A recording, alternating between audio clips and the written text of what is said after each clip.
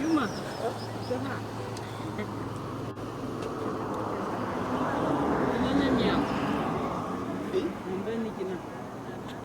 Nonende hiyo mkombe. Hii yote ni mkombe hii. Na ino ni limon. Limon. Enjoy sana. Anaanguka nayo.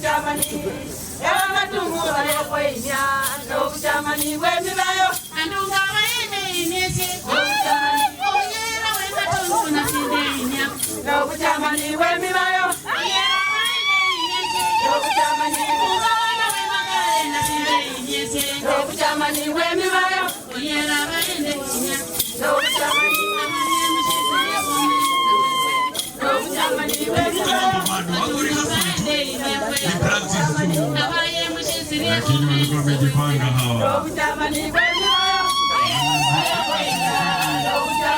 Malema yao kupiga costumes. Lazima weze. Walo. Eshiyula.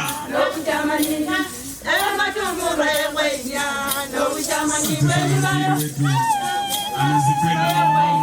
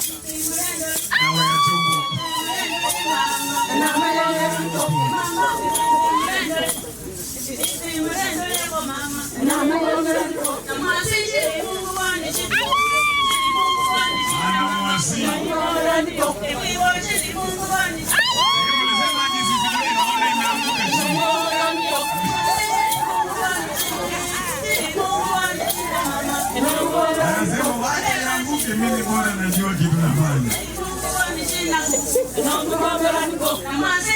Karibuni sana wageni, karibuni.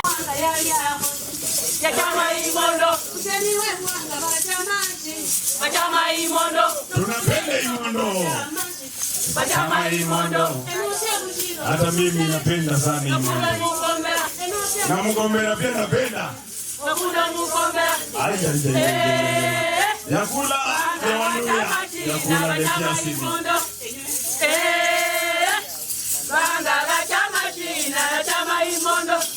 Kiwe promotion hapa.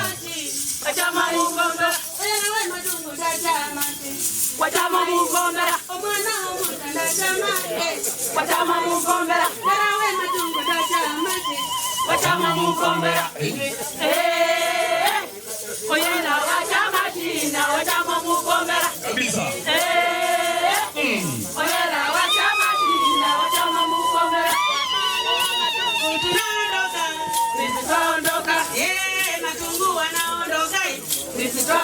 Hivyo ndo wanaondoka baada ya kututumbuiza kwa nyimbo zao.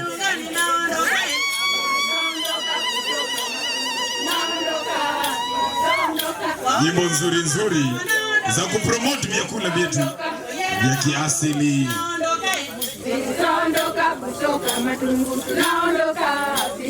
Kumbuka hafla hii inaletwa kwenu kwa udhamini wa Tourism Fund.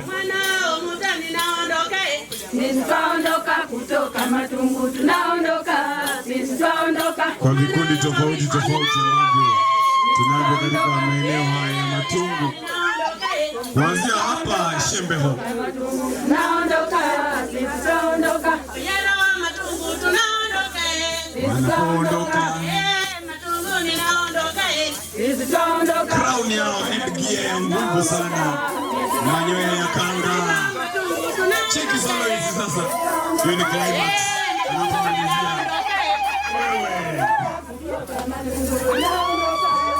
Kiongozi Vijana wa Matungu ninaondoka, Matungu ninaondoka. wanapoondoka, wapi makofi yao wanapoondoka? Ndio niamshe michezo pole pole, ndio hiyo sasa. Sasa nabika wenye njaa. Twende sasa. Nakishika sana unaweka nduru wewe.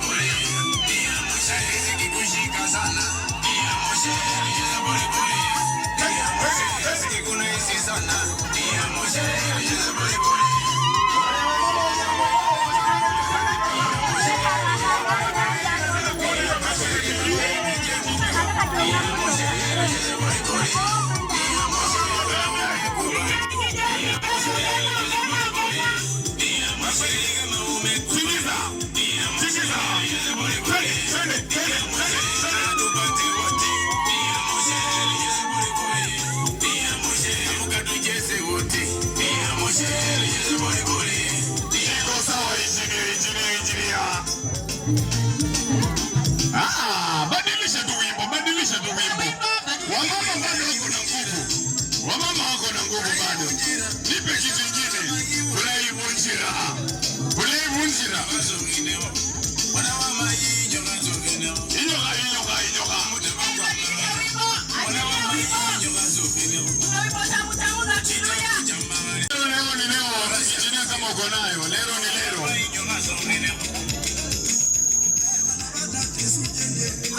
Watu wa harusi wako wapi?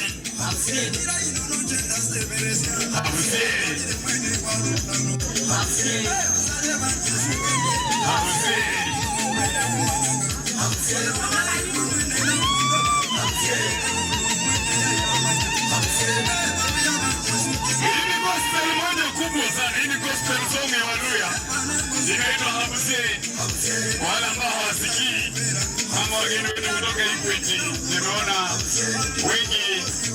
wengi wao si Waluya. Hii wimbo inamaanisha kesho itakuwa bora kuliko leo. Habusi.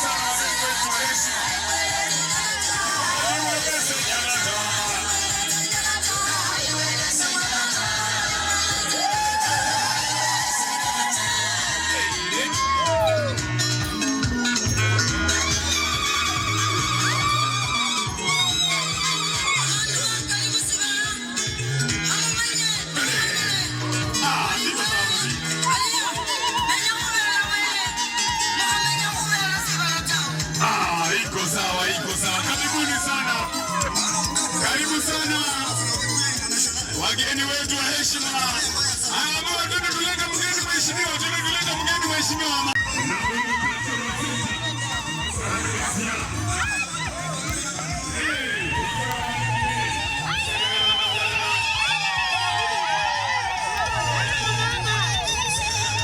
Karibu sana madam, karibu sana ya Matungu. Karibu.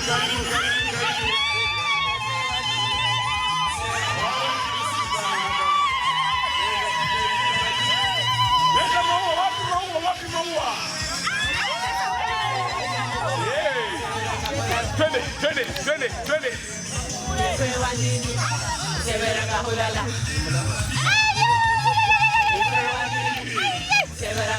Madam wabalisho maua.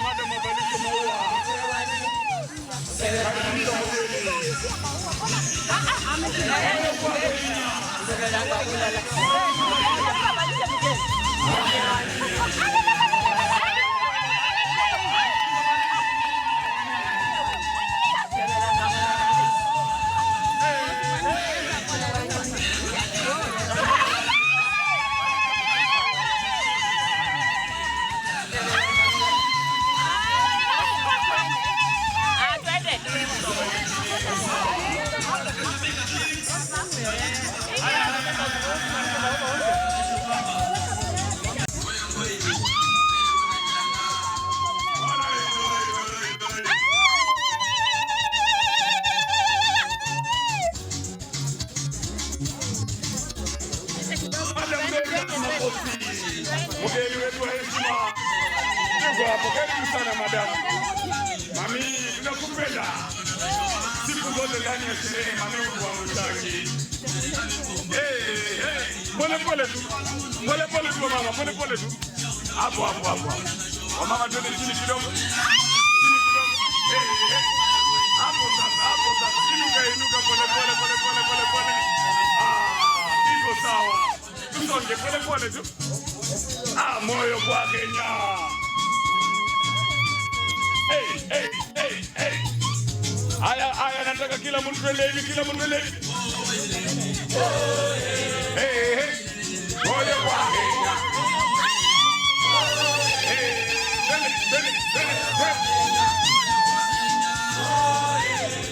Haya, tusonge pole nipo.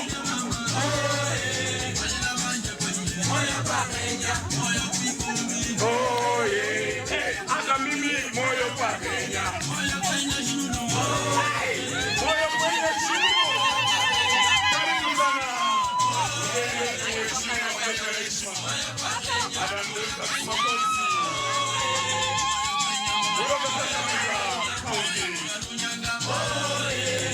Karibu sana.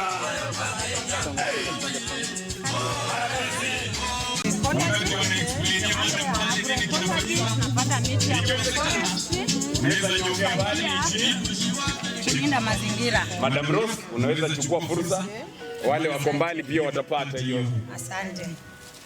Katika kilimo rejeshi tunatumia mbinu mwafaka ya kurudisha udongo wetu kwa hali ya kiasilia. Sisi watu wa Western tulipanda miwa kwa muda mrefu tukitumia mbolea za kemikali. Sasa wakati tulifanya HP ya udongo wetu tukapata udongo zetu ziko na chumvi, na tukaamua kurudisha udongo wetu kwa ile njia ya kiasilia. Na katika hiyo njia, katika mashamba zetu tunapanda agroforestry. Hii ni Kaliandra ambayo inatusaidia kama fodder, pia nitrogen fixing kwa udongo. Aya, hapa tunatumia hii kama repellent katika mboga zetu. Wakati fall armyworm imeingilia mahindi, tunapanda tu hizi vitunguu katikati ya laini, utapata haitaingilia fall armyworm. Pia tunafanya push and pull technology whereby tunapanda Napier round our plot. Tunaweka laini ya kwanza mahindi, ya pili desmodium, mahindi desmodium, sababu Napier ina pull nayo Desmodium ina push, inatoa hao wadudu kwenye shamba letu. Na wakati tunafanya hivyo, hata hizi aphids zikiingilia mboga nini, hatuweki hizi kemikali kama Dudutrin, Diazone and so on. Tunatumia tu hizi repellent. Na pia kwetu sisi wenyewe tunatumia hii mapera kama blood cleanser. Tunaichemsha kwa maji hizi matawi za kwanza, kisha tunaitumia kwa it is a blood cleanser. Pia hii nayo ni inaitwa Rosella ama wengine wanaita hibiscus. Hibiscus pia inatusaidia kwa wale watu wenye wako na low HB, na pia wale watu gas imejaa kwa tumbo inasaidia. Na hii pia inatusaidia sisi wenyewe. Tunaitumia kwa kufukuza umbu, na pia wakati uko na tonsils ukitafuna inakusaidia. Na plant ambayo inatusaidia kama foliar katika mimea zetu. Tuko na plant na pia tuko hapa na pesticides zingine. Hii kuna inaitwa Apitch ambayo tunatengeneza kupitia kwa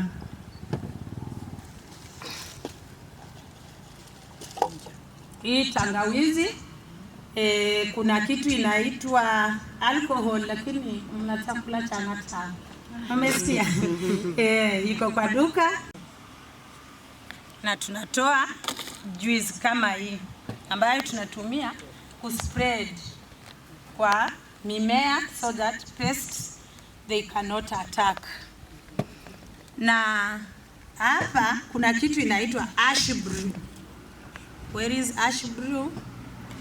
Ash brew. Ash brew ni likoshe jivu yako yenye uko nayo kwa nyumba. Utapima jivu yako kilo 5, kisha utumie maji lita 20. Kisha utatumia sabuni mti moja ya 1 kg. Kisha utakata vipande ndogo ndogo. Sasa utaweka maji kwa moto, wakati inakuwa na bubbles unaanza kuweka sabuni kidogo kidogo, ukikoroga paka iyeyuke yote. Tena uongeze ingine paka hiyo sabuni iishe. Kisha sabuni ikishaisha itachemka. Utachukua jivu hiyo yenye umeshiu, naweka kwa maji, kisha unakoroga up to 20 minutes. Itakuwa ready, utaiweka chini ipoe. Ikishapoa unashiu, alafu unaenda spray. Pressure it is 1 to 2. Pia katika kilimo chetu pia tunajifunza jinsi ya kuweka mbegu zetu, ili tusizoee mbegu zile za kwenda kununua. Tuna reduce cost of production. So tunaweka mbegu zetu wenyewe. Hii ni Sesbania Sesban ambayo tunaweka ni mbegu ambayo tunaipanda kwa mashamba zetu. It is a fodder at the same time nitrogen fixing plant. Na hapa kuna kitu inaitwa mkuna.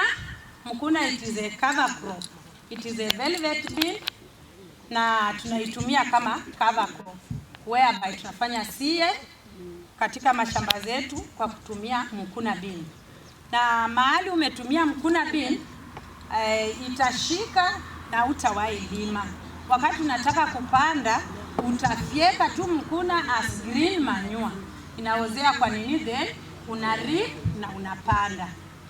Na katika hii mmea pia tunaitumia kama dawa katika miili zetu.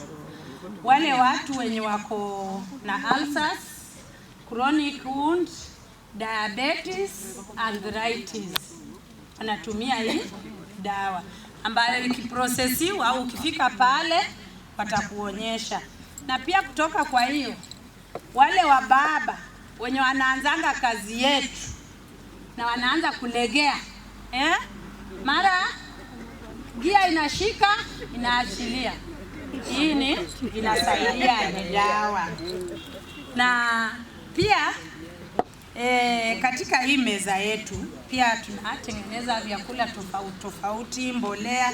Tuko na mbolea inaitwa Bokash.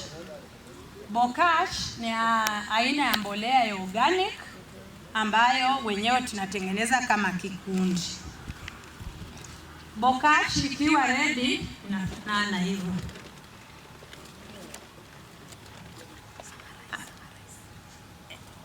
Inafanana hivyo. So hiyo Bokash tunaitumia kupanda mahindi, mboga na kadhalika. So karibuni sana kwetu, na tungeomba wadau hizi product zetu huko dukani. Tunaomba wadau waingilie kati so tupate KEVIS mark tuweze kuuza kwa shelf. Na pia tuko na mkombera. Mnajua mkombera? Mkombera. Madam amecheka, amejua mkombera. Mnaijua, si ndio? Asante. Barikiwa sana. Wenzangu pia karibu. Kwa vile sisi wote tunafahamu ya kwamba vyakula vya kisasa vinatuletea madhara kwa mwili. Watu wengi tuna diabetes, tuna pressure, tuna nini kufatana na mafuta na vyakula ambavyo tunakula. Kwa hivyo hapa katika Nabongo Cultural Center tunahimiza watu warudie vyakula vyetu vya kienyeji. Kwa mfano, asubuhi tukiamka tumeandaa hapa viazi vitamu ambavyo unaweza tumia pamoja na uji brown uji ambayo itakupatia madini bora kushinda kunywa chai na mkate ya nyumba. Tunaweza pia kunywa chai ama uji na ndizi mara moja ili pia itupatie madini mzuri kwa mwili. Tukifika kwa lunch tuna mboga tofauti ambayo pia tunaandaa hapa Nabongo Cultural Center. Kwa mfano tuko na samaki ngege ambayo hapa tunapika tu kwa mshereha. Hatukaangi na nyanya, vitunguu, mafuta. Tumeogopa mafuta siku hizi. Tuna nyama pia ambayo tunaita mranda. Mranda ni nyama ambayo tunakausha kwa moto kwa siku kadhaa kutoa damu. Mara nyingi mnasikia daktari wanatuambia tusikule red meat. Sasa tukitaka kula hii red meat tunahakisha kwamba tumekausha, haina damu. Kisha tutapika vile nimepika hivi. Nimechemsha tu na msharaha. Ni tamu sana. Hii nyama haitakupatia shida yote kwa mwili. Mambo ya sijui umepata nini hakuna hapo, kaanza nini hakuna. Pia kuna kuku tunakausha tu pia hivi. Kisha tunapika tu vile nimesema na mshiraha tenderizer. Hapa sana sana tunaamini kwa vitu vya kienyeji. Kuna mboga ambayo pia unaweza kusafu nayo kuku ama mranda. Tuko na suta hapa, unaweza changanya na dodo, managu. Alafu pia unaweza ongeza maziwa, ile sour milk, itakuwa tamu sana. Hata itakuwa tamu kushinda nyama.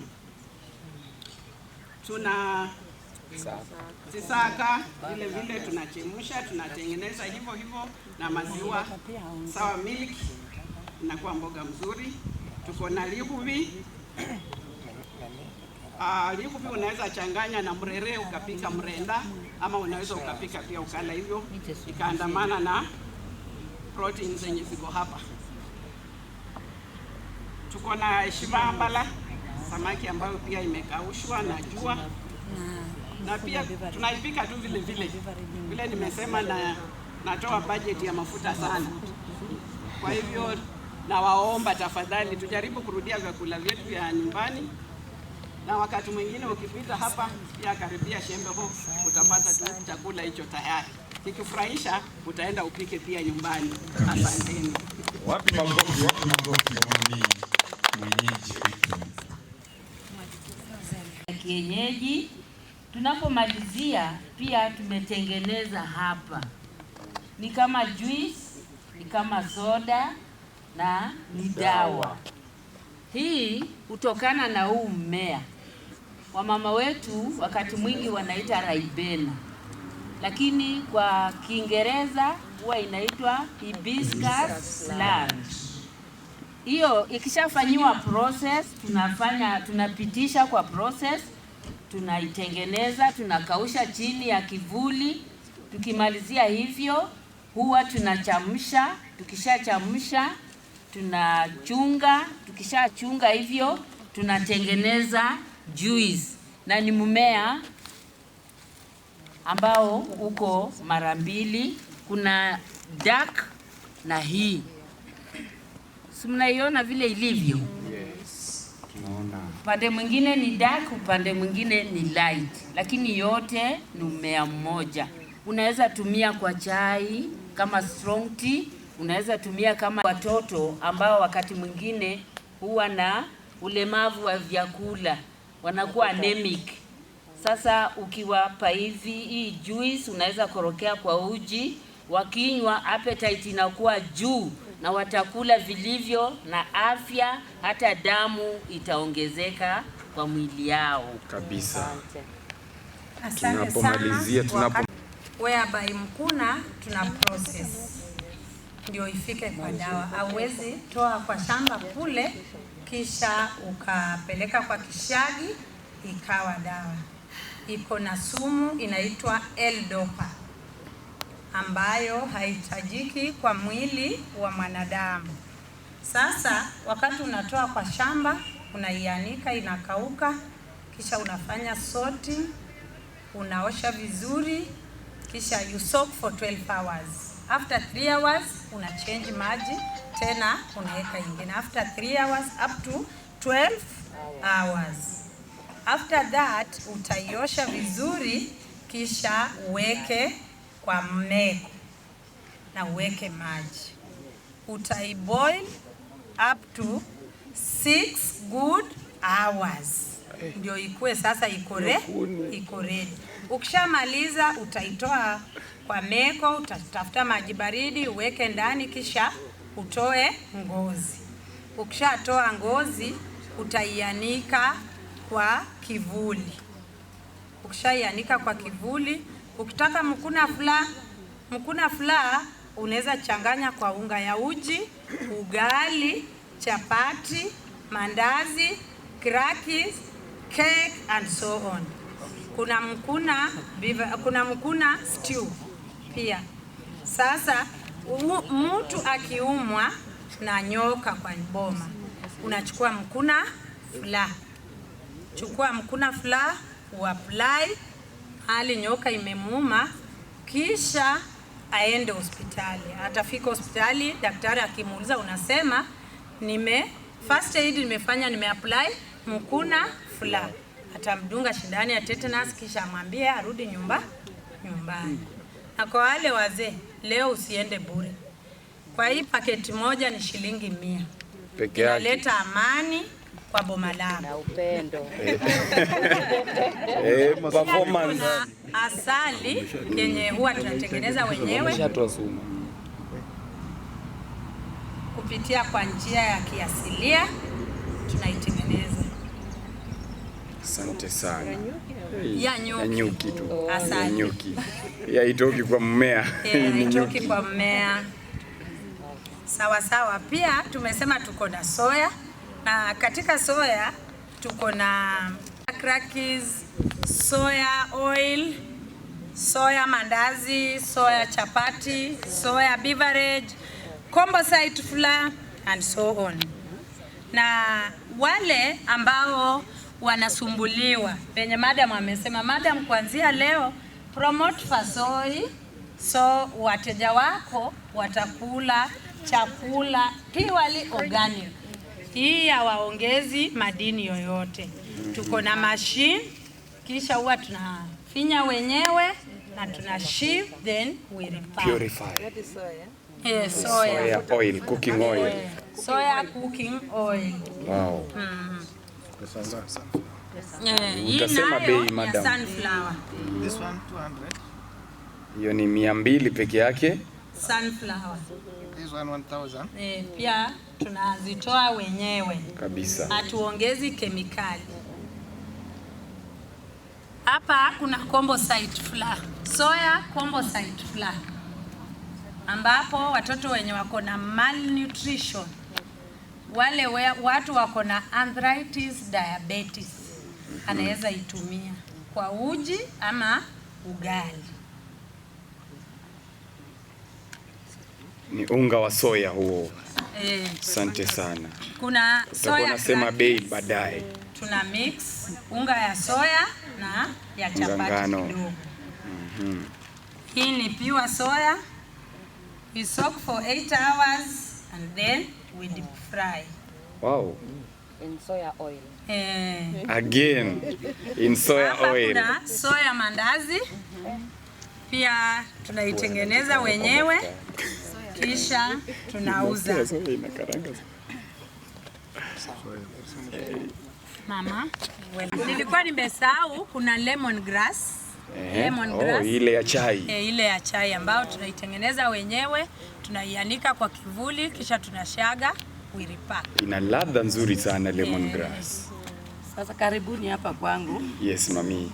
Hapa niko na bidhaa vya culture. Ionge? Niko sawa. Hapa niko na bidhaa vya culture. Hata vile unaniona nimesimama mimi ni culture. Kabisa. Na hapa tena tuko ndani ya Nabongo Culture Center. Hii inaitwa omshinga.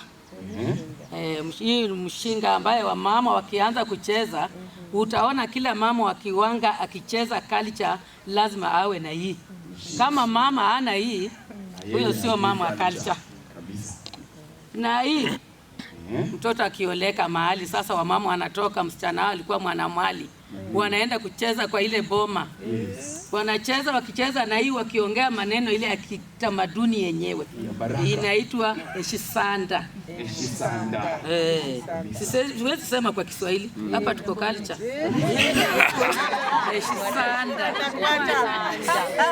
Nende bana wala lole kusikwada. Ndio hii. Nikifika kwa hii vijiti yenye unaona nimeshika hii. Ni ya maana sana. Hii vijiti ndio inafanya wamama wanakaa kwa nyumba. Ule mwanaume hakupitia kwa hii vijiti, sio mwanaume tena. Hii vijiti napewanga mwanaume mwenye ametairiwa. Hizi. Naona wamama anaimba, akiimba, akicheza, hii ni vijiti wanaume kutairiwa. Ule mwanaume hakupitia kwa hii vijiti, kama uko naye nyumbani naona iko shida. Hapa nafikia hii.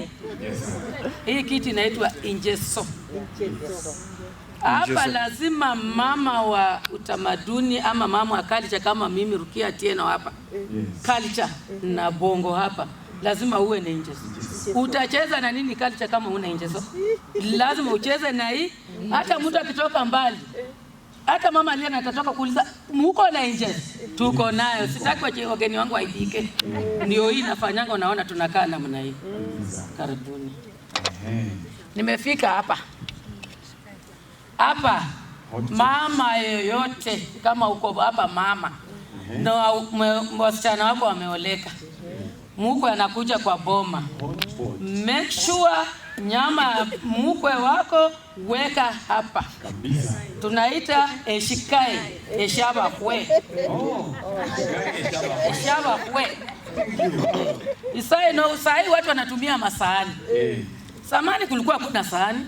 Hata ukiingia hapa utaona mama Prince atakupea ugali kwa nini? Iko. Sasa unaona hata ako na shikai. Ukiingia hapo ndani wakati mama ataweka hapa ugali ya muogo, utasema mama ameniwekea kwa nini? Lakini ni sheria ya culture, atakuwekea ugali kwa shiteru. Asante. Nafika kwa hii. Yes. Wakati watoto wanazaliwa, wanasumbua kwa boma, unatoka unaenda kutafuta jina la mtoto, unaenda kwa ule mama akatingisha hii kitu na roho yake inaanza kuongea, na itakuonyesha huyu mtoto ataitwa jina fulani. Inaitwa Nyengo. Narudi sasa, mwisho wangu ni huu. Ukisikia nikiwa hapa culture na faanga hii. Kisikia nikiimba wazee wa zamani walivaa ngozi. Ndio hii nakivaa ngozi hivi, jua niko culture. Na Bongo Cultural Center. Karibuni muone. Na hii inaitwa Lisero. Inaitwa Lisero ndio imbusi. Atali ng'ombe, atali isedi nini? Ni Lisero. Atali imboko ni Lisero. Ni ngozi bora uwe na ngozi ni ngozi. Ngozi ni ngozi. Ya umbu hapana. Umbu haina ngozi. Nyinyi mwanako umbu na pusi zikiwa na ngozi. Na ngozi ya pusi itaenda wapi? Karibuni, hawa ni wamama wa culture. Wapi makofi kwa mama? Tumemaliza. Sasa umeniona vile nimekaa hivi? Yes.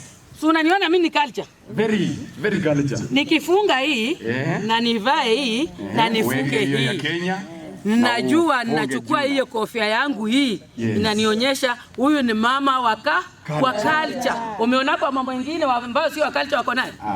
Lakini ukiangalia wa mama wangu wenye wana dance hapo unaona kila mtu amevaa. Amejipanga. Hii ni kofia yetu ya culture hapa na Bongo Cultural Center. Karibuni. Asante.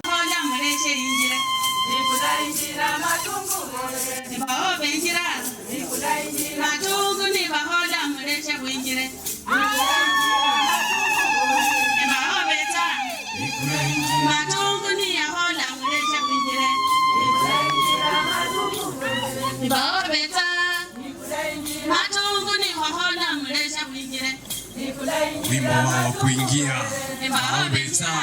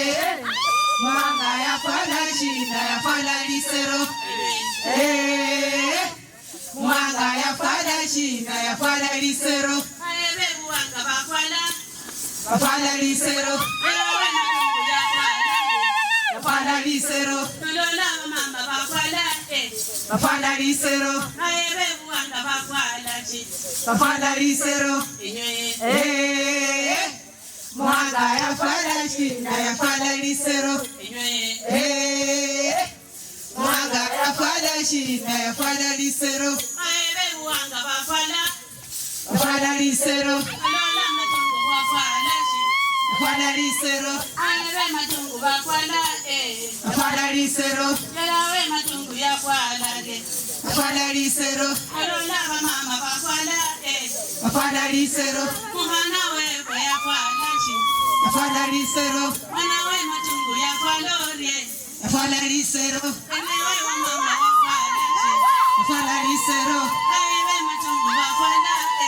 Fala lisero. Fala lisero. Mwanga ya fala shina ya fala lisero. Mwanga ya fala shina ya fala lisero. Matungu ne ihongombo buhoshine. Wina wa manyanga. Chenini mahonambo buhoshine. Wina wa manyanga. Kulishina matungu buhoshine. Wina wa manyanga. Wina wa manyanga. Wina wa manyanga. Kulishina matungu buhoshine. Wina wa manyanga. Wina wa manyanga.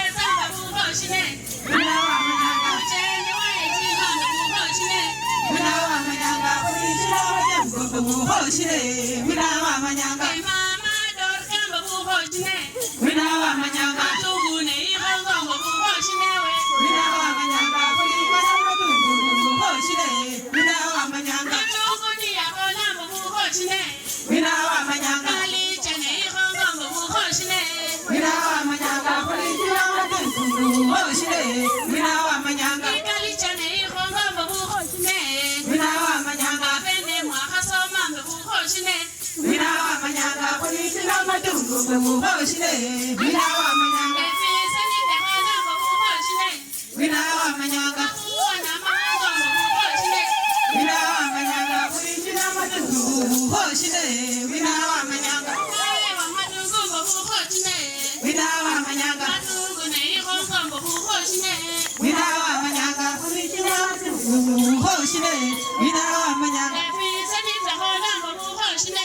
Wina wa manyanga. Alichene ihongombo buhoshine. Wina wa manyanga. Kulishina matungu. The main goal is to promote tourism, but specifically food tourism. Asanteni sana. Wapi makofi ya Madam Wakili? Asante. Wana Matungu, beba mkono. Bwana asifiwe. Viongozi wetu, praise God. This tourism tunafanya Western region for three counties. For three counties, Vihiga iko katikati. So tukaona lete Matungu, tuanzie Matungu this programs. Tuko sawa? Simunipigie kwa makosa. So tutatembea pamoja Matungu na tufanye kazi pamoja. Western region, the founder Tumaini CBO. Aina ya Damba, asante. Asante sana bwana Siai, unanikumbuka nasi ili tuweze kutembea pamoja. Huu mradi tunataka kuinua watu wetu hapa, watu wetu wa vikundi, tunataka tuwaelimishe maana ya kuku. Nimesikia wengi wakisema kwamba wako na mradi. Walianza na kuku ngapi? 3. Na kila mtu wako na kuku ngapi? 40. Sasa mimi leo sijui nitapeana ngapi, na expect baada ya miezi 3 kila mtu akuwe na kuku 100. Iko sawa. Hizo kuku kwa sababu tuna promote Imondo. Wangapi wanajua Imondo? Firigisi. Imondo ni tamu, si ndio? Kabisa. Unapata wapi Imondo kwa kuku? Hatuwezi kuwa tunataka kuku hapa Shembeho na tunaenda kuku Busia ama Nandi. Si sawa? Yes. Kwa sababu ni wale kucheni saino itabidi uende Nandi ndio ununue kuku mingi. Lakini hapa kwetu ukisema unataka kuku utapata chache kabisa. Ukitaka kuku 30 utapata wapi? Hakuna. Utaenda Ugalo, uende wapi Mumias, uende Mamboleo ndio usanye hizo kuku zote. Na kuku tunataka tukupatie ili ikiwe kitega uchumi yako. Kama utapewa kifaranga, unaweza uza kifaranga baada ya wiki 3. kifaranga moja ni shilingi 115. Hiyo ni kifaranga ya improved kienyeji. Tunapeana improved kienyeji, sawa sawa? Ile kifaranga ambayo italeta pesa kwa haraka. Baada ya wiki 3 unaweza amua kuuza kifaranga yako kwa shilingi 250. Na sisi wenyewe tunachukua. Tumeelewana? So nikikupatia vifaranga 100 baada ya wiki 3, unanipatia pesa ngapi? Unapata pesa ngapi? Na kama ni wiki 4 ni shilingi 300. Pigeni hesabu. Baada ya wiki 3 vifaranga 100 ni shilingi 25,000. Sawa sawa? 25,000 ni faranga 100. Kama ni kikundi kimenunua kifaranga moja at 115 shillings. Can you subtract that? Uniambie baada ya wiki 3 mtakuwa umepata pesa ngapi? Nani ampata hesabu?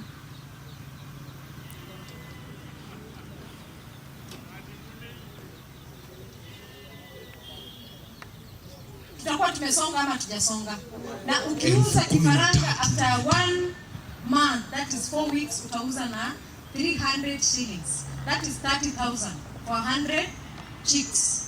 For 100 chicks, subtract pesa yenye utakuwa umenunulia kifaranga. Sio lazima ukuze 20,000. Tumeelewana? Yes. Sio lazima ukuze huku ikuwe kubwa. Unaweza amua kwamba nyinyi tuwaletee vifaranga mbrood. Na mkisha brood, mnafanya nini? Mnanipigia simu, tunataka kuuza kuku zetu. Tunawaletea watu wa kununua, wale ambao hawataki kufuga vifaranga za siku moja. Wananunua, mna order vifaranga zingine. Na mnaingiza pesa. Kwa sababu najua pia kuku kulisha ni kazi, lazima mjitolee improved kienyeji. Na hii kuku ina mature after 4.5 months. Kama ni ya kike inaanza kutaga.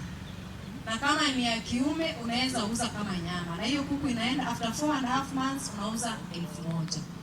So mkiwa na kuku 100 kwa 1,000 ni pesa ngapi?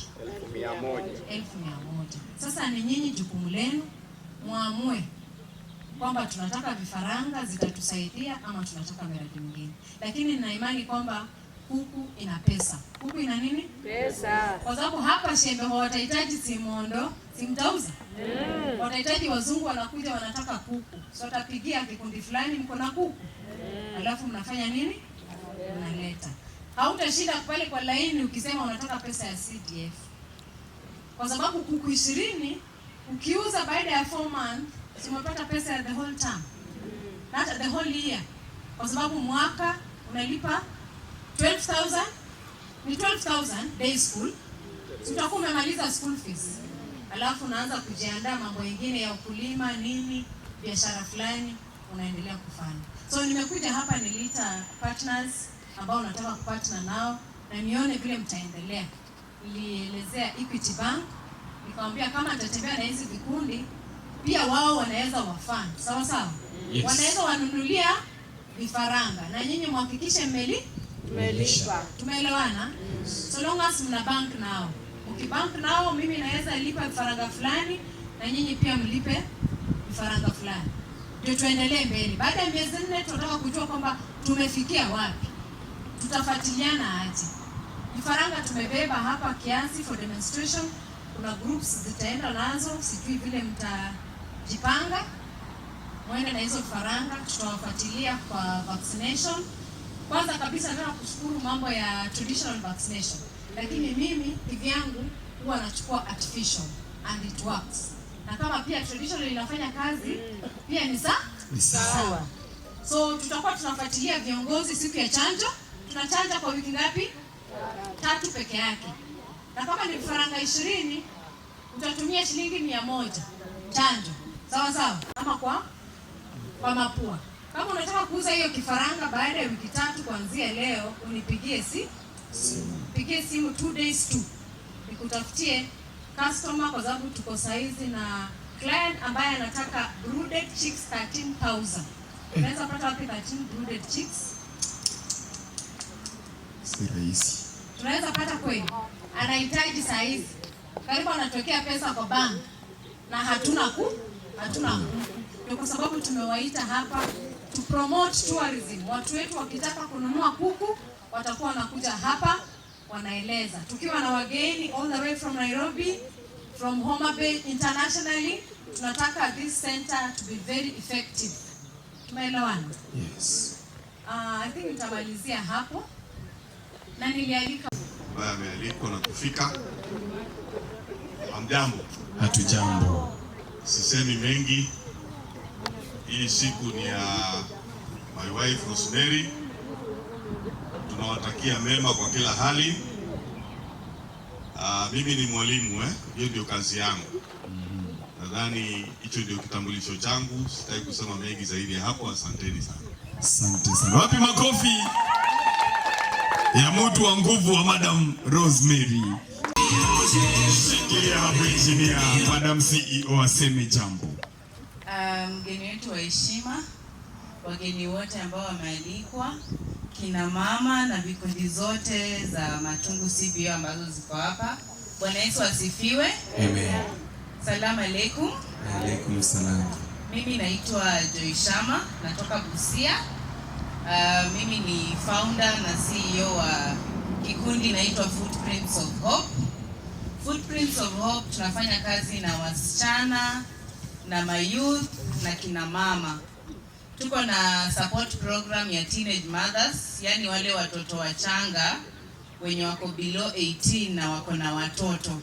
Huwa tunawasupport kule Busia, na pia vijana tunafanya kitu inaitwa agri business. So leo nimefurahi sana kuona wakulima wenzetu huku Kakamega ama huku Matungu, na nimepata lessons mingi sana zenye naenda kufundishana pia na vijana wetu kwa Footprints of Hope. Na wakati mwingine tukipata nafasi, najua nitashirikiana na rafiki yangu Rose tubebe hizi mafunzo mtulete huko Busia, si ndio? Tukiwakaribisha mtakuja? Tutakuja. Karibuni sana. Pia tuko na program ya wamama inaitwa Women Economic Empowerment. Nimefurahi sana kusikia mnafanya table banking, mna save na kupeanana loans kwa group. Hizi vikundi huwa zinasaidia sana kina mama, si ukweli? So ningependa tu kuwahimiza tuendelee, tuzidi sana, tuongeze wamama wengi kwa hizi vikundi, kwa sababu saa ile mama kwa kizungu wao wanasema when you empower a woman you empower the whole community, si ndio? Yani ukishika mama mmoja mkono, hiyo ni familia kwanza moja umebariki, si ukweli? Yes. Sasa imagine tukikuwa wamama karibu 100,000 wenye wako empowered, si tutakuwa tumeempower hii Matungu yote. So mimi ningependa tu kuwahimiza tuendelee kuingia kwa hizi vikundi, na wale wamama wenye hawajaingia kwa vikundi pia muwa encourage waendelee kuingia, na tuendelee kushirikiana, tuzidi kufanya kazi pamoja na tuzidi kuinuana. Ningependa kushukuru rafiki yangu Rose kwa kuni-invite, tuendelee kushirikiana na kufanya kazi pamoja. This is a very very amazing job you are doing this side. Asanteni sana, Mungu awabariki. Hapa mimi naitwa Madam Rosemary Hatima, ninashughulika na mambo ya Youth Fund Kakamega County. Mnaonaje? Unatosha madam. Tuko na pesa. Pesa iko na vijana. Imetupatia pesa tupatie vijana. Na saa hii tunapatia vijana kuanzia watu 5 kuendelea. Sasa nimeona watu wenye wako hapa wengi ni wamama. Tumko na vijana nyumbani. Tengenezeni vikundi, tukuje tuwapatie pesa. Tunawatrain, after training tunawapatia pesa. Tukiwapatia pesa tunawafanyia marketing. Mnasikia? Yes. Kuna kitu inaendelea saa hapa Kenya. Tunapeleka vijana saa nje. Na tuko na ma-agents. Kijana wako unaweza kuwa ako naye. Atupeleki mtu mwenye hajasoma, amemaliza form 4, ametrainiwa. Kijana anaweza chukuliwa kwa shule, special technical school na polytechnic. Pelekeni vijana wasome. Hapo ndo wanafanya recruitment. After that, sisi tunawafund wanaende nje. Kama juzi last week nimezunguka huko Lunyanyiro, tumepata vijana wanaenda Dubai. Na wanalipwa vizuri. Naomba kama uko na kijana usikae naye kwa nyumba. Utilize pesa ya serikali. Pesa iko kabisa. Mwenye anasema hakuna, huyo ndio mtu apendi maendeleo. Hajaitafuta. Nataka wale vijana wenye tunaweza enda mbele. Yes. Wengi tumesoma lakini kazi imekuwa kidogo. tukitumia that opportunity yenye tumepatiwa na government, tutasonga mbele. Hii kikundi ya Tumaini, mimi nilienda kwa train huko Harambee, ni vijana wazuri, wengi ni vijana. Nimewafund juzi 100,000 na mimi watalipa vizuri, niwapatie 200,000. Wamama oe! Oe! Vijana oe! Oe! Nimesikia tuko hapa na sijui Mayo no what rider. Simukuje mtafute pesa. Pesa. Sasa chukueni namba yangu. Yes, chukua namba. 0729 wanaweka password mrefu mnakwanga huko. 0729 610 749 0729 610 749. Msikae nyumbani, mnitafuta. Ukinitafuta nitakuja, mimi siwezi kuwatafuta. Sio ndio mnataka? Pesa iko. Asanteni. Asante. Wapi makofi? Wageni wetu waheshimiwa na wenzangu wa groups tofauti, ninawasalimu. Akeshtere mwesi. Now, mimi yangu vile mmesikia, tunatoka kwa Youth Education Network. Tumefanya kazi na community ya Matungu kutoka mwaka wa 2000 mpaka saa hii bado tunaendelea. Huyu project officer atamwambia ile tunafanya, lakini ile nataka kumention ni environment. Tuliempower wasichana kutengeneza environment. Most of the trees mnaona hapa Shembeho, Matungu Market, county offices na hospitali zilipandwa na Youth Education Network. Wasichana yetu ilikuwa kuempower wasichana, akina mama, na of course huwezi kuempower msichana na uache baba na uache brother, hapana. Haya, kwa hayo na watia nyinyi project officer atuambie. Mami amesema 2000. Ulikuwa na miaka ngapi ndugu yangu? Nilikuwa mdogo sana. Imagine. Na bado iko haijakufa. Mami, congratulations. Karibu sana project officer. Asante sana. Our Madam Chief Guests, wageni waalikwa na wageni wengine. Mlembe bosi. Mlembe. Habari ya mchana. Nzuri sana. Jinsi mmeambiwa, mimi naitwa Nick Mtendo. Mimi ni mzaliwa wa Matungu na nafanya kazi na YEN as the project manager. Na ile kazi nafanya YEN, we empower women. Just like somebody said here, if you empower a woman, we empower the society. Sawa sawa? What we do at Lucaris, officially tuko pale Lucaris, we empower women, mostly teen moms.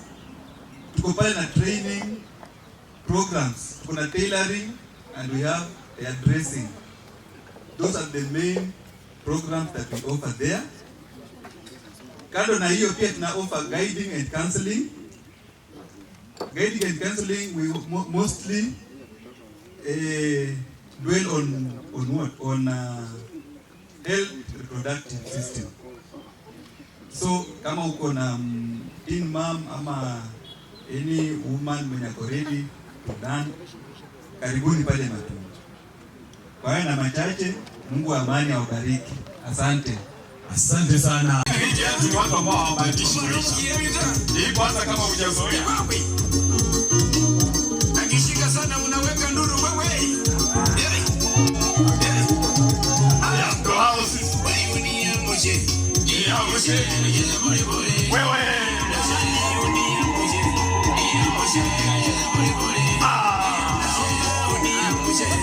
Ishikilia hapo engineer. Very beautiful, very beautiful. Piga makofi mkijisikia kupiga. Naona Asante kabisa. Mgeni mheshimiwa na wageni walioalikwa, CBO chairman and ladies na members wote wa mama. Acha kwanza hiyo ipite, nizafanya nisitukie nimedance tena. So kwa majina mmesikia vizuri, naitwa Madam Lilian Mbogo. Napenda kucheza, napenda kudance. Mimi ni wa miondoko. Naitwa Lilo wa Vibes. Hiyo ndio jina najulikana nayo. Lakini vile vile mimi ndio director na founder wa shirika inajiita Jenga Jamii Bora. Nadhani mmeiona pale. Mnaangalia wamama vile wamefurahi, na nadhani mimi pia naonekana. Kabisa. Sasa kazi yangu ni kufurahisha wamama. Kazi yangu ni kuhakikisha wamama katika jamii wanaishi vizuri. Wow. Lengo yangu ni wamama. Kwa sababu mama akipata, jamii nzima imepata. Sio mnajua? So ukiangalia pale ni wamama tupu. Wamebeba mpaka pesa. Ama mjaona? Kama mtu wako chonjo sana, kuna maelfu zimebebwa mpaka zinainuliwa hivi. Hiyo ndio kazi yangu. Kazi yangu ni kutrain groups. Shirika niko na groups 100 kufika leo. Ninafanya kazi Busia County. Na lengo langu ni kupeleka hizi groups kwa mashirika za kuwasaidia. Tuko na Women Enterprise Fund, hiyo ni shirika ya serikali inasaidia jamii. Tuko na Youth Fund, hiyo ni shirika inasaidia jamii. Tuko na Uwezo Fund, hiyo ni shirika ya serikali inasaidia jamii. Lakini unapata kuna wamama wetu, kuna wazee wetu hawajui kuna mashirika kama hayo. So nimejitolea kufika mashinani kuhakikisha hizo vyama zote zimepata usaidizi. Na dada yangu Rosemary amenialika ili nije musikie testimony yenye ninafanya Busia. Na nyinyi pia nimejifunza mengi, kwanza ya agriculture. Rosemary pia anaanza kuku. Hapo hesabu ya kuku nimepiga hapo chini. Imeingia. Mkono inawasha tu. Inaingiana hiyo. Hiyo mkono inawasha tu. Mimi naingia kwa kuku, utanipea siri. So mimi ni kuwasihi tu, vile nimemwambia kazi yangu ni wa mama. Pia kuna mama ameongea, ametoka hospitali kuhakikisha amekuja kwa kikundi. Na ni kwa sababu ya mradi ambayo anafanya ya agriculture. Ametaka asikike, ametaka aonekane.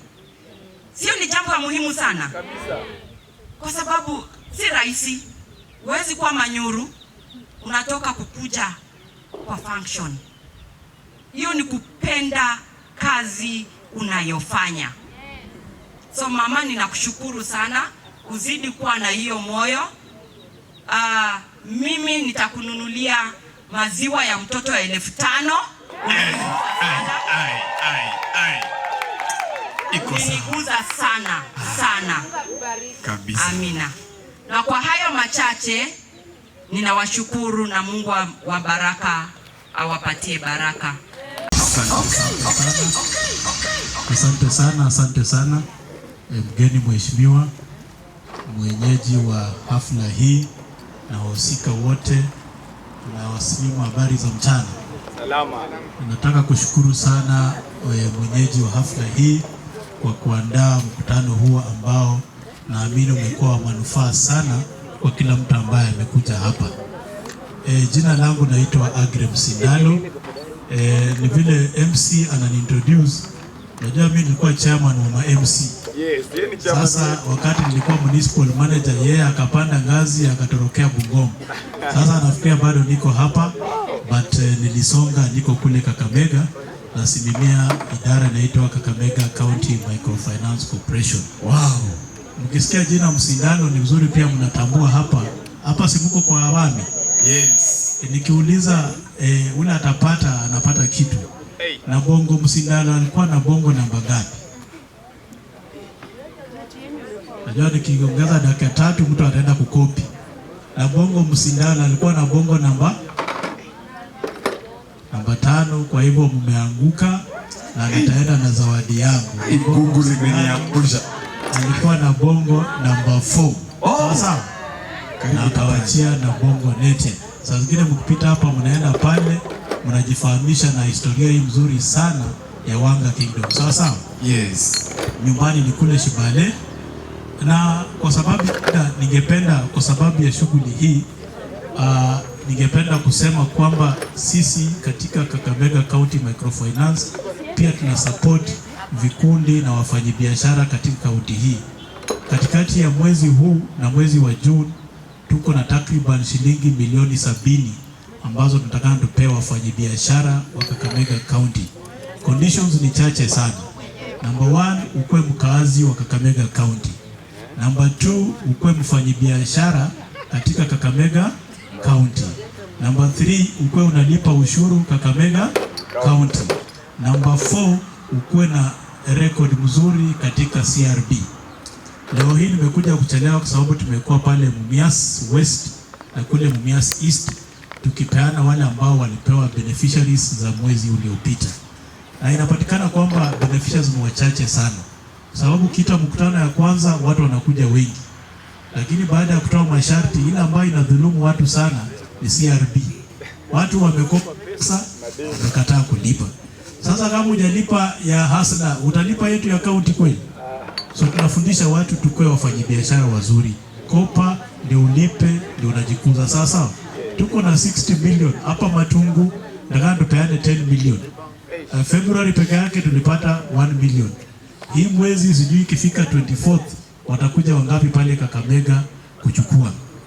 Ofisa anayesimamia hapa ako pale ofisi ya Mumias Municipality, na chairman wa shughuli zote inakuanga sub county administrator, na vice chairman wake ni market committee chairman.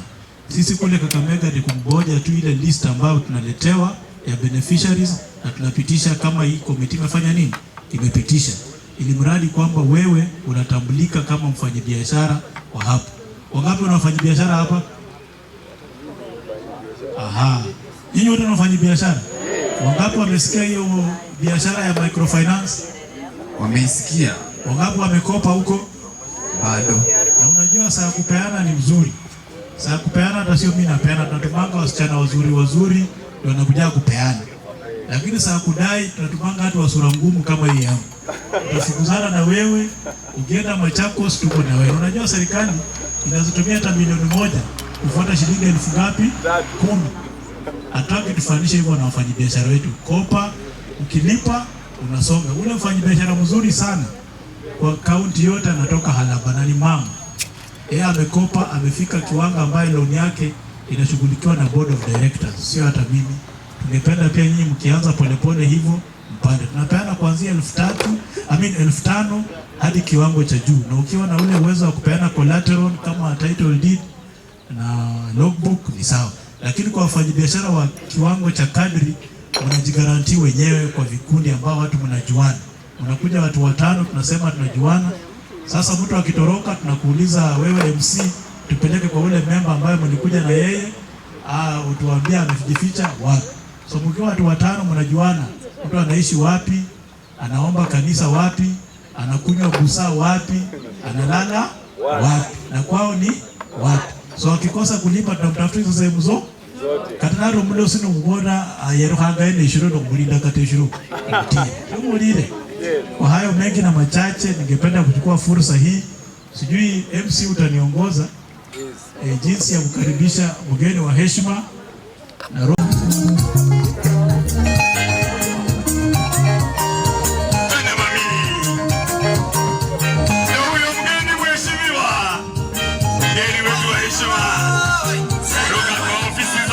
Kakamega. Mama Lucas, tunapokea taratibu.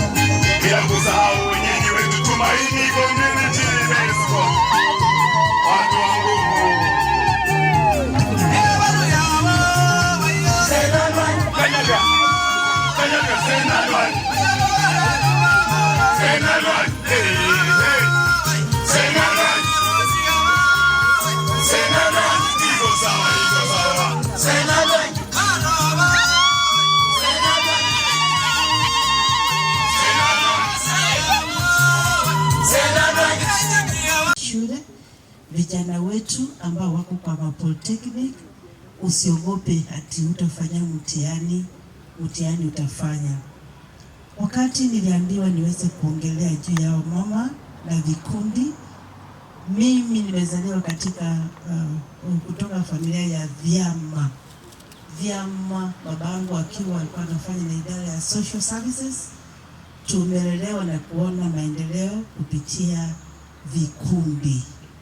Vikundi, adui mkubwa ni kukopa na kukataa kulipa. Huyo tu ni adui. Lakini hapa nimeshangaa kuona wanaume pia wako kwa chama.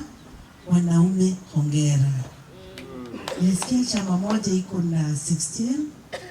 Some men, good number, na wamama. Simbarikiwa sana. Amen. Na ningependa kusema ya kwamba vyakula ambao mlituonesha pale ni vyakula za maana sana. Saa hii kuna magonjwa yanaitwa non-communicable diseases. Ile magonjwa iwezi kuambukishwa lakini iko kwa mwili yetu. Tangu mwaka ianze nimesikia watu alikaa kwa kiti akapata cardiac arrest. Lakini ninyi wamama hongera. Naona jinsi mnafanya na viuno vizuri, mnasema magonjwa hakuna.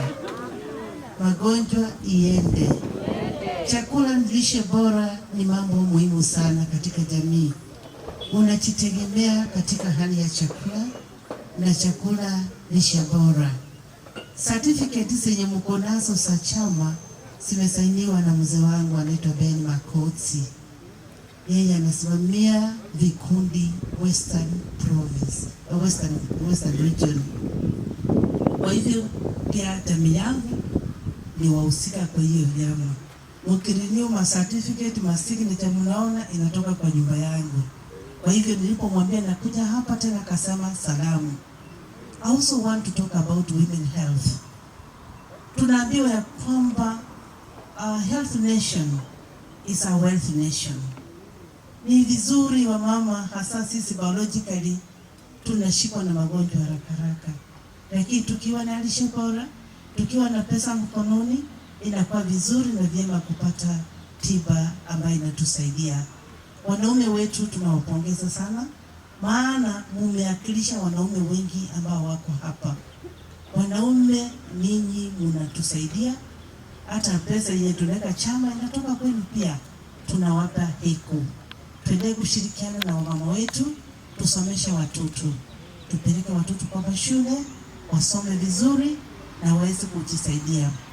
Kama mfanyakazi wa serikali nasema ya kwamba watoto wengi youth wanasema hatuna kazi, lakini kazi iko. Kazi iko, naweza jituma. Teknolojia imekuja. Kuna pesa inatengenezwa online. Hello. Kuna pesa inatengenezwa online. Show interest. Jitume. Marketing your products. Tumesema mambo ya tourism. Wakili wakati aliongea hapa, ameongelea vizuri sana mambo ya kujiuza. Hata cultural dancers. Wamama mkiji vizuri hivi, amwezi na ngambo muka present huku. Madamu wetu wa culture hapa ameongea pia vizuri. County iko na kila ofisi yenye inashughulika na mambo yetu ya kijamii. Kwa hivyo na wahimiza wapendwa kwamba ni vizuri kuwa knowledgeable. Ni vizuri ujue ni nini inafanyika. Mtandao sio kuona vipindi ya watu tu. Google what a good methods of farming, modern methods of farming. How can I market my product? Kuku hizi zinawekwa kwa mtandao na nimefurahi sana. Kuja pamoja, hata Biblia inasema watu wakikuja pamoja wanaweza fanya mambo makubwa. Hiyo Genesis 11. Msindaro, unafanya kazi nzuri. Kwa county na kusikia sana. I will not meet you, lakini nimekuona leo. Kuna microfinance umeambiwa, banking tufanye vizuri. Pesa ni mzuri kizaa pesa ingine. Save me now. The theory of money says, save me now and I will save you tomorrow. Mnanipata? Hakuna pesa ndogo, hakuna pesa kubwa. Nikikupea hata milioni moja saa hii, kama uwezi kutunza hata 1,000, bado utaenda hata uitupe na itakusaidia. Let us have a culture of saving na itatusaidia siku moja. baada ya wenzangu kuongea maneno mengi mazuri, let us save our money, let us be of good cheer, tuende kwa training wa mama, masomo, education. Naendelea kusema ya kwamba ni muhimu sana. Mambo ya CPC wanataka kuturudisha kwenye jukwaa, watoto wawe na self reliance, ni vyema sana. Tena wamama wenye kama huku patika kwenda high school, kuna mashule, kuna mitihani zinafanywa na adult classes, na enroll yourself. Ni vizuri kujua kusoma na kuandika, maana if you know that you can manage yourself. May God bless you after this. May God bless you in all your endeavors, and thank you. Thank you. Nikaraji kama uko na shamba kubwa, weka hizo vitu ndani. They will reward you. Upalilie sana, haina ulinzi kubwa na ni chakula. Nimemaliza jamani, MC.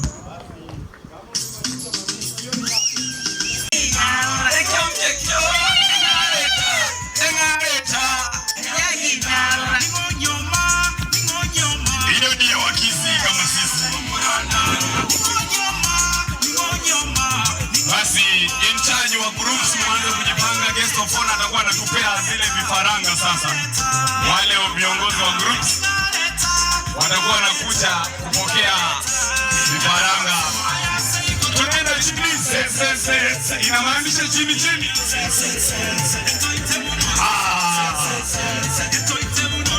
Vitu kama hizi. Wapi wale in charge wa vikundi? Wasimamizi wa vikundi. Hamtaki kuchukua hivi vifaranga, mimi niende nazo basi.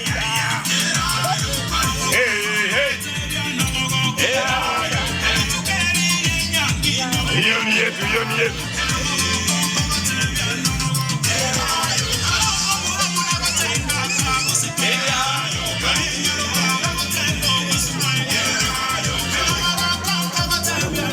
Kujeni.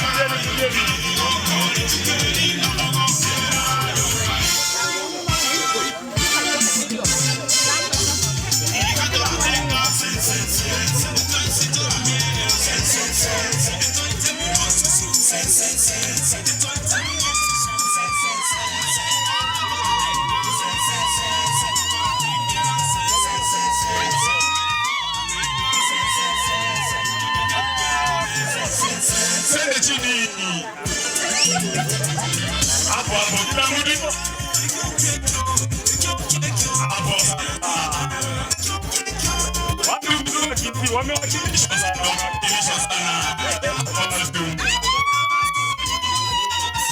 Niko sawa.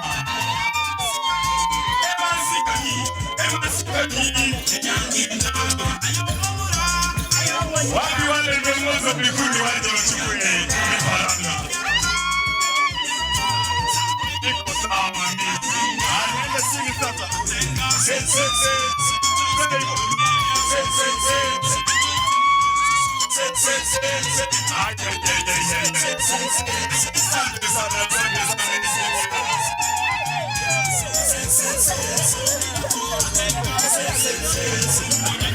Basi viongozi wa vikundi kujeni mjipange hapa. Vifaranga hivi ni kwa ajili. Asante sana wamama. Nasema ni za wiki ngapi? One day? Hapana. Kifaranga kubwa hii inaweza kuwa one day. No wonder ni improved. No wonder it's improved. Inamea na siku moja. Hii ni biashara nzuri sana. Agri business wamesema.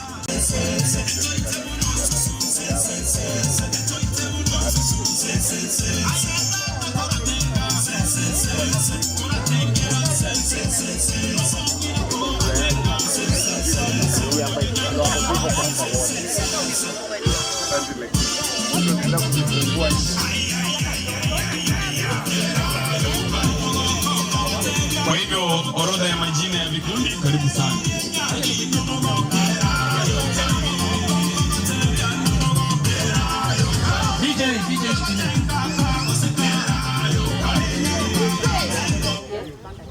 Sasa hizi vifaranga ni za chache, lakini sio box. Tunatumia tu box ya kawaida yenye nimeitisha hiyo. Joto ikue. Alafu kuna hii chakula inaitwa starter crab. Umeona vile inakaa? Kuliko ngama china.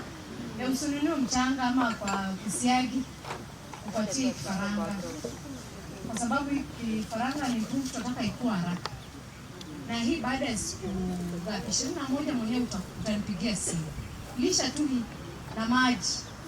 Wakisha maji mingi. Kwa sababu ni kifaranga siku moja, hakikisha umeweka glucose ndani. Si hata mtoto unapeana glucose apate energy. Alafu next week Wednesday umeipatia chanjo ya Newcastle. Tumeelewana? Ile Wednesday yenye inakuja utaipatia, utaenda kwa agrovet tuseme unataka Gumboro. Tumeelewana? Shilingi 100 tu. Alafu ile yenye inakuja pia ni Gumboro. Utakuwa umemalizana na mambo ya chanjo. Lakini usichanganye zile kuku ambazo hazijapata chanjo. Tumeelewana? Kuku isije ikakufa ukasema mlinipatia kuku zenye zimekufa. Ufuate masharti. Hizi kuku zinataka joto mpaka wiki 3. Uelewana? Na uweke light pia. Usiweke kwa giza. Zinaweza finyana zikitafuta joto. Ifusena na unajua zinakuwa na uzito mwingi. So ni kikanyaga ingine inakufa. Tumeelewana? So hapa nitawapatia pia hii, tutagawa kidogo ile mnaenda kuanzia, lakini kisha simtajipanga kama chama. So wale ambao watakuwa na 90% ya hizi vifaranga ambazo tunapeana, yani kuzilea, tunawaletea vifaranga zingine sasa mingi mwezi wa 5. Tumeelewana? So hii ni training tu.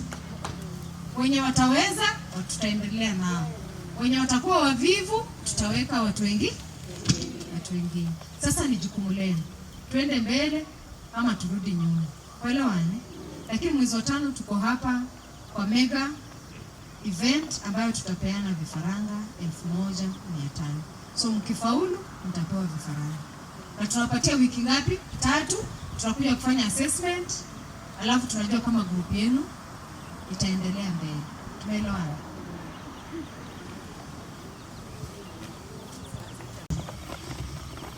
Itafuatishwa na Shepamba. Take any box because it is equal.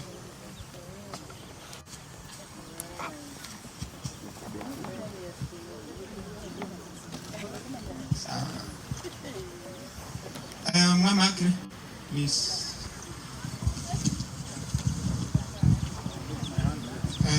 Wewe peana. Ushindi.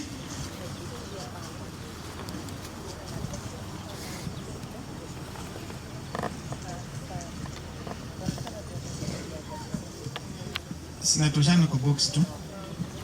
Tuko na Steinberry.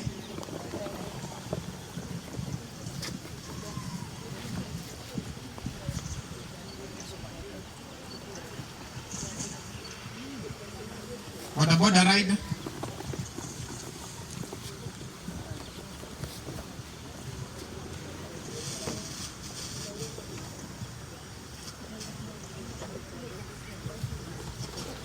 Weka kwa box zote. Zile tunafaranga. Tuko na Mbosh Women Group. Na Mbosh Women Group. Alafu Mnori.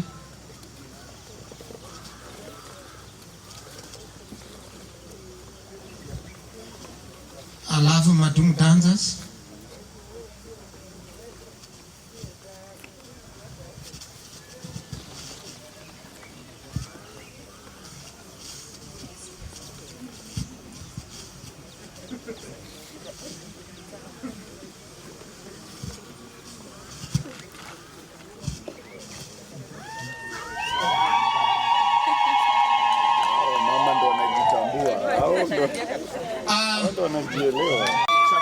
Chakula hiki kinapeanwa, kitapokelewa na dancers, lakini watagawa kwa kila kikundi ambacho kimepewa vifaranga. Kila kikundi ambacho kimepewa vifaranga kitapata chakula cha kuanzia. Kumbuka wamesema kama mtatunza vifaranga vyenu 90% ya survive, wakirudi kufanya inspection mtapewa zaidi, mtapewa zawadi kwa ajili hiyo ya kutunza vyema.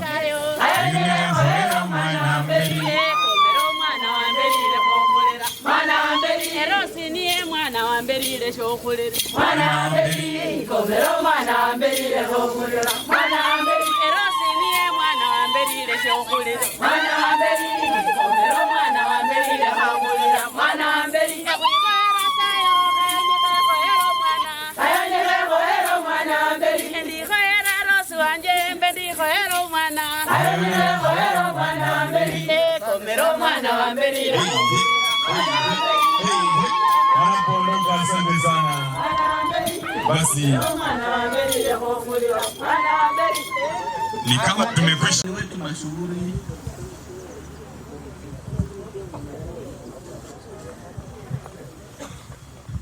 tuna shukrani ambazo zisizokuwa na kifani katika mambo ambayo umetufanyia katika kupromote vikundi vyetu.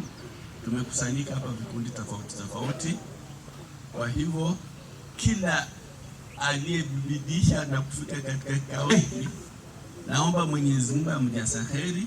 Elimu ambayo tumeipata, nina imani itazidi kutufanisi katika maisha yetu na taifa letu kwa jumla. Kwa hivyo hiyo shukrani zaendelea wale viongozi wetu ambao wametutembelea kwa sababu ya kupa elimu taadhima katika shughuli ambazo zimekuwa nazo.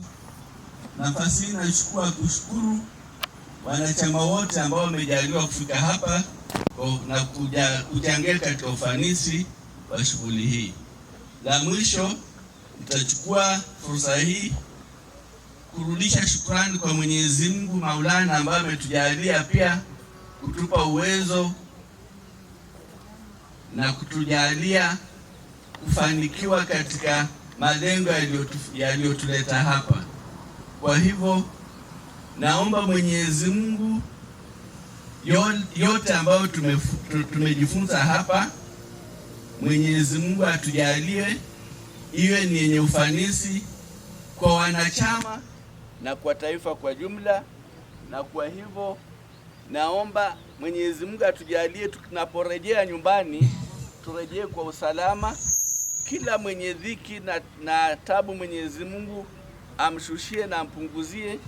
Kile mwenye ana shida Mwenyezi Mungu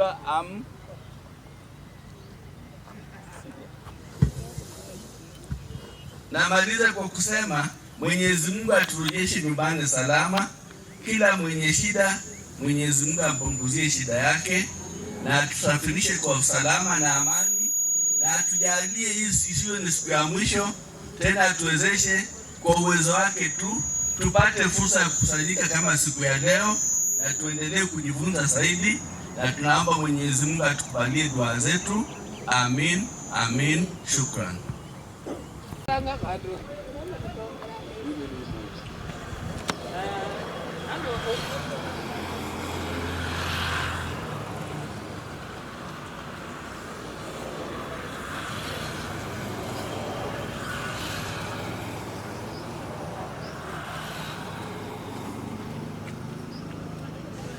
Sasa man.